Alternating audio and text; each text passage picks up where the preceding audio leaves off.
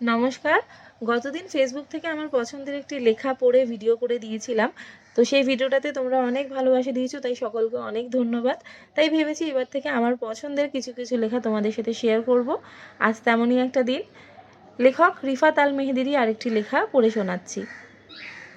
জানো, আমরা সবাই আমাদের দাগগুলোকে লুকোতে চাই। শরীরের দাগ, মনের দাগ। আমরা ভাবি এই দাগগুলো আমাদের দুর্বলতা, আমাদের অপূর্ণতা। কিন্তু সত্যিটা হলো, প্রত্যেকটা দাগ একটা করে গল্প, একটা হেরে গিয়েও আবার উঠে দাঁড়ানোর গল্প, একটা ভেঙে যাওয়ার পরেও নিজেকে জোড়া লাগানোর গল্প। যে ক্ষতটা একদিন আমাদের ভেতরটাকে রক্তাক্ত করেছিল, সেই ক্ষত শুকিয়ে যাওয়ার চিহ্নই তো এই দাগ। দাগ মানে হেরে যাওয়া নয়, দাগ মানে টিকে থাকা। জীবনের সবচেয়ে বড় কষ্টটা কি জানো? নতুন করে আঘাত পাওয়া নয়।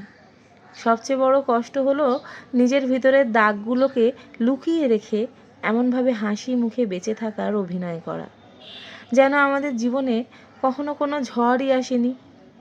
এই নিখুঁত সাজার অভিনয়টাই আমাদের ভিতরটাকে একদিন নিঃশেষ করে দেয়। ধন্যবাদ লেখককে আবারও। সত্যি আমার তরফ থেকে অনেক শ্রদ্ধা এত সুন্দর একটা লেখা আমাদেরকে উপহার দেওয়ার জন্য।